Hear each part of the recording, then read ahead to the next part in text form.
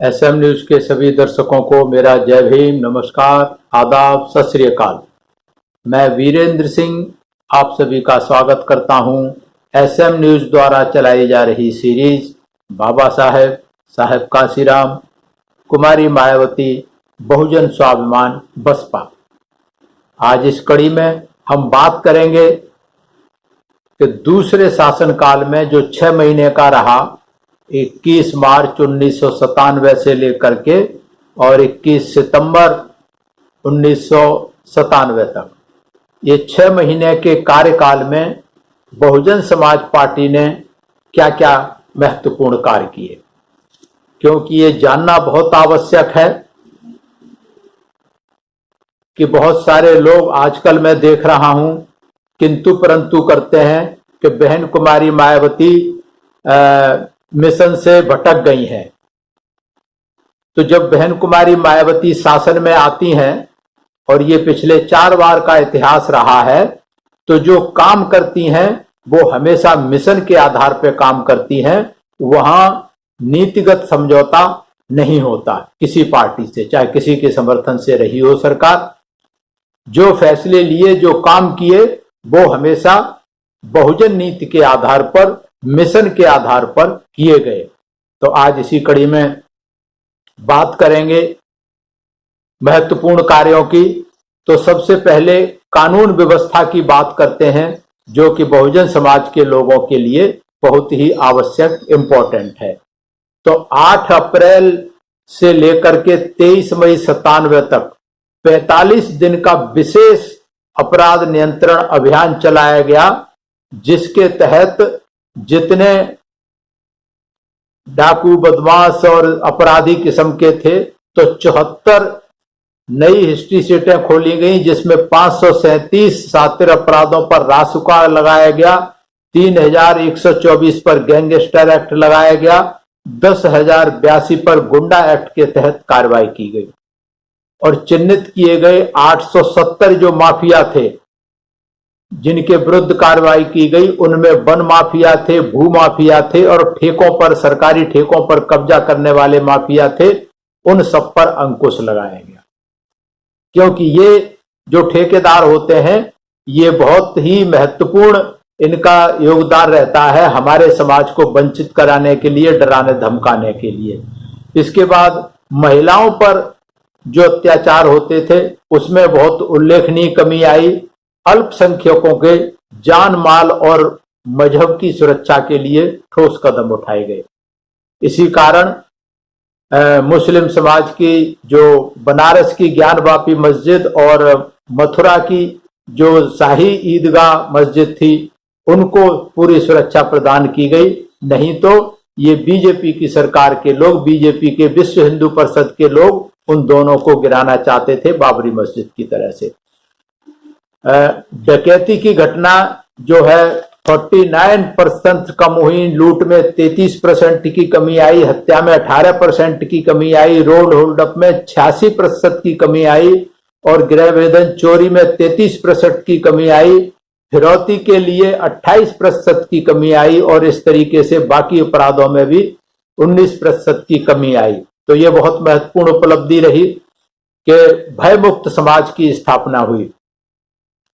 प्रदेश की सीमाओं को सुरक्षित करने के लिए, अपराधियों की घुसपैठ को रोकने के लिए उत्तर प्रदेश और बिहार की सीमा पर गोरखपुर जोन को पुनर्गठित किया गया। 2 नए पुलिस रेंजों की स्थापना की गई, मिर्जापुर और बस्ती, ये दूसरे प्रदेशों से घुसपैठ रोकने के लिए। पुलिस नियंत्रण और प्रशासन का नियंत्रण ठीक से हो सके, इसलिए जो बड़े जनपद थे, बड़े जो जिले थे, उनमें 15 नए जिले सृजित किए गए। 2 के 2 पिछली सरकार में किए गए थे और 13 97 की सरकार में, 6 महीने की सरकार में किए गए। और वहां पूरे जिलों का पूरा सारा शासन प्रशासन, उनका भवन, सारा कुछ उनके अलग से उसके लिए व्यवस्था की गई।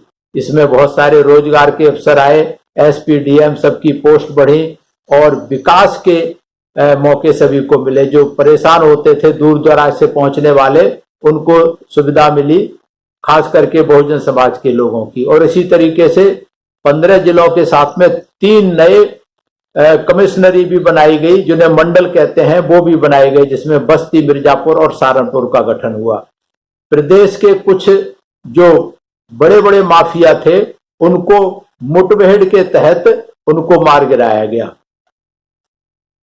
पेशेवर जो हत्यारे थे, बलात्कारियों के लिए रासुका और एनएसए जैसे कानून के सख्त कार्रवाई की गई और बलात्कार की प्रत्येक घटना में एनएसए लगाने के लिए आदेश सरकार ने दिए। चाहे किसी का भी बलात्कार महिला का हो, एनएसए उस पर लगाना अनिवार्य कर दिया। वर्तमान सरकार के कार्यकाल में अनुसूचित जाति जनजाति महिलाओं के सबसे जो थे कम अपराध दर्ज हुए अपराधों में बहुत कमी आई। इसके साथ साथ पूरा आंकड़ा है हमारे पास कि किसमें कितने की कमी आई, उसमें हम नहीं जाना चाहते। इसके बाद बहुत सारे कल्याण के कार्यक्रम हुए। कल्याण के कार्यक्रमों की शुरुआत हुई, वो इसलिए महत्वपूर्ण थे कि जो बहुजन समाज के लोग गरीबी में पैदा होते हैं, गरीबी में मर्द उदासी रहते हैं, चेहरे पर मुस्कान नहीं, मनोबल उनका खत्म हो गया। तो मनोबल बढ़ाने के लिए, चेहरे पर खुशी लाने के लिए बहुत सारे कार्यक्रम दलितों, पिछड़ों, गरीबों के कल्याण हेतु शुरू किए गए, जिसमें मुख्य है सबसे महत्वपूर्ण शिक्षा का, कि जो पिछली सरकार में जो स्कॉलरशिप वजीफा होता है वो कक्षा 1 से लेकर के सबके लिए अनिवार्य कर दिया। नहीं तो पहले कहीं 11वीं कक्षा से मिलना शुरू होता था, उससे पहले कोई वजीफा स्कूल वाले नहीं देते थे। वो फार्म भरवाते थे लेकिन लेकर खा जाते थे। उसके बाद ये अनिवार्य कर दिया कि पहली क्लास से लेकर के और लास्ट तक वजीफा मिलेगा। और जब दोबारा सरकार बनी तो उसकी दर जो थी दोगुनी कर दी। पहले 1 से 5 तक 12 रुपए थे, वो 25 रुपए कर दिए। 6 से 8 तक 20 रुपए थे, वो 40 कर दिए। 9 से 10 तक 30 रुपए थे, वो 60 रुपए प्रति माह ये कर दिए। तो ये एक बहुत बड़ी उपलब्धि रही, क्योंकि बहुत सारे अभिभावक पैसे के अभाव में पढ़ा नहीं पाते, किताबें नहीं खरीद पाते, तो इसके लिए इतनी राहत काफी होती है। इसके बाद अनुसूचित जाति की लड़कियों की शादी के लिए जो पहले सरकार में 5,000 की थी, उसको बढ़ाकर दुगना कर दिया, 10,000 की सहायता दुगनी कर दी। और अनुसूचित जाति के छात्र छात्राओं के लिए 9 जिलों में छात्रावास बनाए गए, जिसमें मऊ, करवी, नरैनी, उरई, आजमगढ़, कालपी, महाराजगंज और बदायूं और आगरा। क्योंकि ये बहुत बड़ी समस्या अनुसूचित जाति के बच्चों के लिए रहती थी। जब पढ़ने आते थे गांव देहात से, उन्हें कोई कमरा नहीं देता था किराए पर, क्योंकि जाति के कारण मना कर देते थे। तो ये बहुत परेशान होते थे हमारे छात्र। उसके लिए बहन कुमारी मायावती ने 8 जिलों में हॉस्टल बनाए और अगले की सरकार में बहुत सारे हॉस्टल्स बनवाए गए थे। इस तरीके से अलीगढ़ में अनुसूचित जाति जनजाति के लिए आईएएस तथा पीसीएस परीक्षाओं के लिए कोचिंग सेंटर की स्थापना की। इसी तरीके से वाराणसी, बनारस में संत रविदास के नाम से अनुसूचित जाति कोचिंग की सेंटर की स्थापना की। आगरा में डॉक्टर अंबेडकर के नाम पर कोचिंग सेंटर की स्थापना की। अनुसूचित जाति और जनजाति आयोग के गठन किया। पहले ये नहीं होते थे। इनकी समस्याएं सुनने के लिए दोनों के लिए आयोग बनाए गए। और निर्धन परिवारों को जो बीमारी से हेतु जो प्रदान दी जाती थी, उसे बढ़ाकर पहले 1,000 दी जाती थी, उसको 2,000 कर दिया। कक्षा 10 तक के छात्रों के अभिभावकों की जो वजीफा के लिए जो इनकम की सीलिंग थी 1,000 रुपए प्रतिमाह से बढ़ाकर 2,500 रुपए कर दी गई थी। क्योंकि 1,000 में बहुत कम लोग आ पाते थे, वजीफा नहीं मिलता था, तो 2,500 प्रतिमाह उस समय काफी होता था।